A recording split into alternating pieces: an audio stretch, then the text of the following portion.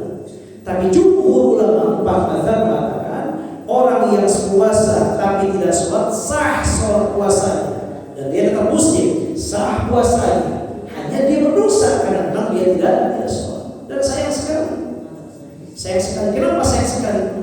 Orang waktunya untuk beribadah luar biasa, tiba-tiba meninggalkan ibadah yang luar biasa juga pada waktu yang luar biasa. Sayang.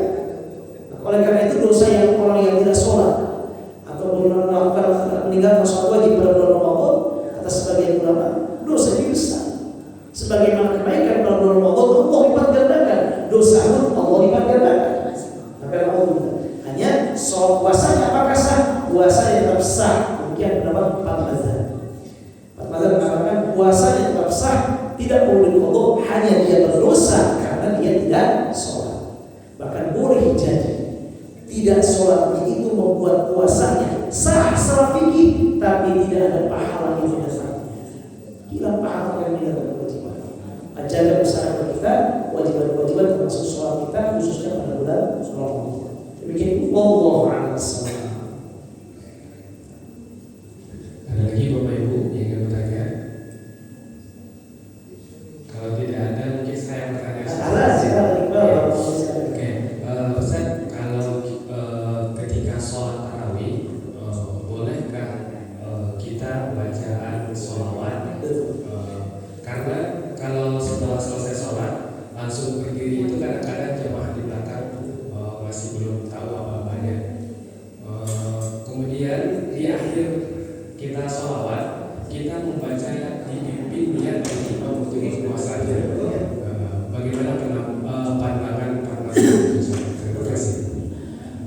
Barakallahu fiik wa jazakumullahu khairan. Bagus sekali, barakallahu fiik. Rasulullah SAW dalam hadisnya sampaikan kepada para sahabat kepada Sayyidah Aisyah, wa Nabi Muhammad SAW setiap kali berlipat rakaat tarawih istirahat sejenak. Maka tarawih itu Rasulullah jalan yang santai. Nah, di beberapa negara di Indonesia, mungkin sebagian besar Indonesia termasuk Indonesia, biasanya dari 2 rakaat berikutnya sudah ditambah dengan sholawat, dengan bacaan apa hukumnya? Boleh, tidak ada masalah. Tidak ada masalah. Kenapa demikian? Karena ini masuk kepada keumuman membaca sholawat, keumuman berdoa, keumuman berzikir. Tidak ada masalah. Bahkan termasuk juga ini, hebat saya tradisi yang baik. Dan ini bukan hanya di Indonesia, di Mesir juga begitu. Ada beberapa masjid begitu. Bisa di Mesir Imam Hussein begitu. Atau misalnya yang 21 rakaat ya misalnya. Nah, ini kita udah jarang yang 21 sudah 11 ya. Kita 11. Yang 21 rakaat kan susah nih. Yang berapa nih? Berapa lagi? Imam jangan sampai kasih lihat berapa ayat Al-Quran yang dibacanya itu berapa kasih lihat. Maka sudah diingatkan oleh kita bilang. Disebutkan Khalifah Abu Bakar Siddiq kalau 2 rakaat. Kemudian sampai Ali bin Abi Thalib mau berarti udah berapa? Udah 10 berarti udah 20. Nah ini enggak apa silakan. Jadi kalau kemudian itu berdoa dari Muhammad itu bilang enggak demikian kata Allah. Selama ada dalil yang umum, yang mencakup di dalamnya, maka itu bukan termasuk bid'ah atau tidak boleh dilakukan. Silakan. Disampaikan Imam Syafi'i, Imam Izzuddin bin Abdussalam dan juga yang lain. Memang ada khilaf para ulama. Kita saling menghormati saja. Tapi kalau kita melakukan demikian untuk kemaslahatan, untuk kita, karena kalau seandainya kita sholat tanpa ada dilakukan demikian, rasanya lain. Apalagi kalau misalnya imam ada masalah, ada sedikit masalah dengan istri di rumah, ini pas assalamualaikum berdoa, berdoa 36 rakaat. Akan ingatkan di samping kita, apa itu? Tidak ada kita. Jadi silakan, tidak masalah. Jadi artinya membaca sholawat, membaca al-ikhlas, membaca doa, membaca zikir di antara rakaat dari tarawih tadi ketika duduk dari bilang yang lainnya itu silakan, tidak ada masalah. Bahkan bisa termasuk sunnah, termasuk memimpin misalnya niat, silakan mengingatkan kita. Karena niat di puasa Ramadan hukumnya adalah wajib, rukun dan mazhab khusus. Harus malam hari diingatkan, khawatir ada yang belum niat. Maka di kita biasanya hari selesai tarawih, selesai witir, selesai doa witir, kemudian Bapak Ibu yang berkata Bismillahirrahmanirrahim, itu Masya Allah bagus kan, mengajar kita yang lain. Jadi artinya itu apakah bid'ah atau tidak boleh, silakan. Kenapa? Karena masuk kepada hubungan apa? Niat penting, waktunya terserah kita. Mau berjamaah, mau sendirinya, silakan. Itu sifatnya umum. Yang umum tidak boleh dibatasi kecuali dengan dalil. Selama ini ada dalil umum, boleh dilakukan. Misalnya pas berjamaah, habis witir, habis tarawih, berjamaah atau bersendiri, boleh, tidak ada masalah. Maka itu termasuk yang dibenarkan. Maka mungkin kita anggap sebagai bid'ah mustahabah, bid'ah yang dianjurkan untuk mengingatkan yang lainnya. Banyak juga yang berniat udah tadi sama imam tahu di masjid, alhamdulillah. Maka untungnya kita sholatnya tarawih di masjid apa? Diingatkan juga niatnya. Karena kalau sudah pulang ke rumah apa? Mau niat kalau semua itu susah. Berikan selamat atau zaman dulu apa? Nonton apa? Besar-besar apa sekarang zaman dulu tuh drama penting segala macam. Sinetron. Zaman dulu sekarang dah handphone. Tidak apa? Silakan. Tidak apa-apa kalau dia Islam dengan sholawat dengan bacaan zikir atau yang lainnya, termasuk doa berjamaah dengan niat puasa berjamaah, tidak ada masalah. Itu bukan bid'ah atau dalah. Adapun yang mengatakan itu bid'ah atau dalah, ya saling menghormati saja. Kita saling menghormati. Ulama-ulama 4 mazhab mengatakan tidak termasuk bid'ah atau dalah, bahkan itu termasuk bid'ah yang mustahabah yang dianjurkan, mengingatkan orang lain untuk berniat di bulan Ramadan. Wallahu a'lam. Silakan Mas bisa. Assalamualaikum warahmatullahi wabarakatuh. Waalaikumsalam warahmatullahi wabarakatuh. Ustaz mau tanya ini, untuk sholat sunnah tarawih dan witir, sedangkan sholat witir kan adalah sholat penutup malam. Tapi seandainya kan banyak orang kita di Indonesia ini setelah tidur sholat lagi, itu bagaimana hukumnya dan sebaiknya gimana? Terus yang kedua, untuk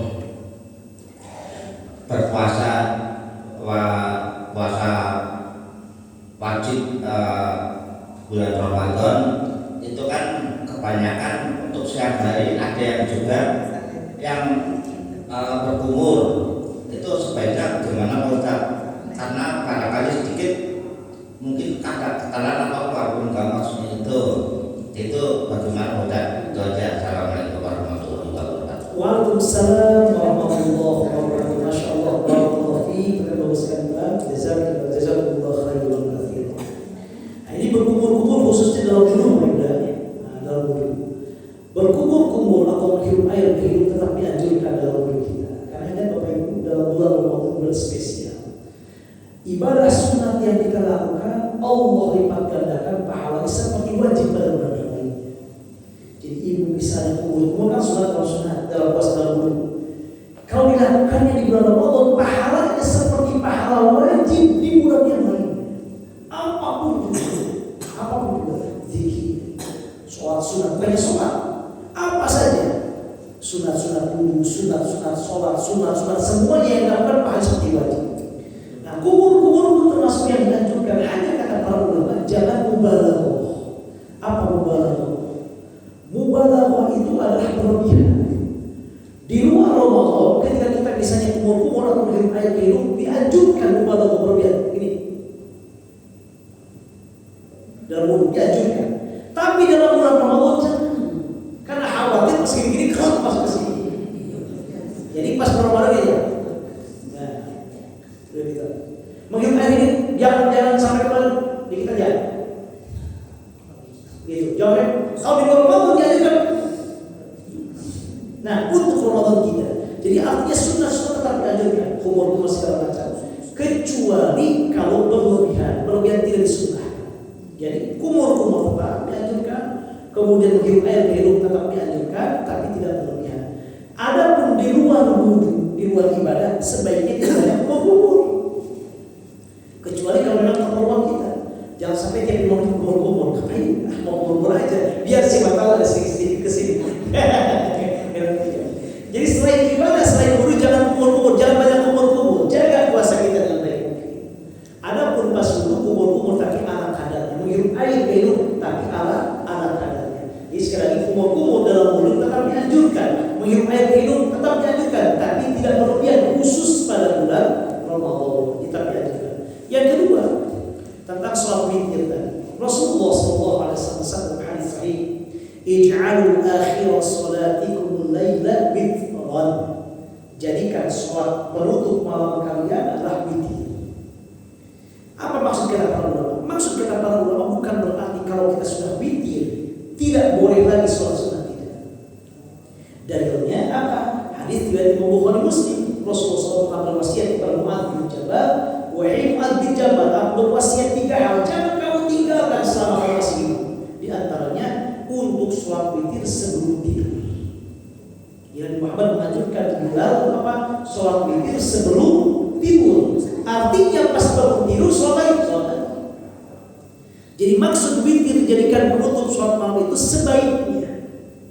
Sebaiknya semua sholat malam sudah selesai, kita witir terakhir sudah selesai. Tapi kalau seandainya kita sudah witir tadi tarawih kan langsung witir, namun nanti sahur, apain lagi? Sholat aja. Tapi tidak perlu witir lagi. Kenapa tidak perlu witir lagi? Karena kata Rasulullah SAW, la witrani fil lailatil wahidah. Tidak ada 2 witir dalam satu malam. Jadi witirnya cuma 1 kali. Jika ibu dan bapak sudah witir sebelum tidur pas tarawih tadi, pas bangun silakan mau tahajud, istikharah, hajat, taubat segala macam terus, tapi nggak perlu witir lagi. Jadi witirnya tadi. Jadi maksud jadikan witir penutup sholat malam bukan harus, bukan syarat sahnya, tidak. Tapi sebaiknya kalau bisa witirnya itu di akhir. Nah sekarang begini, kalau bulan Ramadan, apakah sebaiknya saya witirnya nanti di akhir atau langsung aja bersama imam? Langsung bareng imam aja. Kalau imamnya ada witir bareng dengan imam. Kenapa? Karena khawatir nanti di akhir-akhir apalagi ini sibuk dengan masak. Sibuk menyiapkan sahur, sibuk menyiapkan segala macam untuk berangkat anak-anak.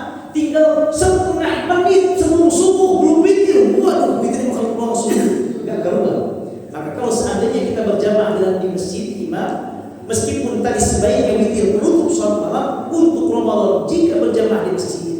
kemudian imam witir, sebaiknya ikut imam aja sampai selesai sholat dengan imam, baru nanti pas bangun kita sholat sunat yang lainnya silakan, tidak ada masalah, tapi tidak perlu witir lagi. Jadi boleh silakan sholat sunat setelah kita sholat witir. Wallahu a'lam bishawab. Baik, terima kasih Ustaz. Mungkin kita cukupkan waktunya kepada Bapak Ibu. Terima kasih atas pertanyaannya kepada Ustaz. Mudah-mudahan ilmu yang saya sampaikan bermanfaat bagi kita semua. Mari kita tutup dengan membaca hamdalah. Alhamdulillahirabbil alamin. Kita sempurnakan dengan kafaratul majelis. Subhanakallahumma wa bihamdika asyhadu an la ilaha illa anta astaghfiruka wa atubu ilaik. Mohon maaf atas segala kekurangan. Assalamualaikum warahmatullahi wabarakatuh.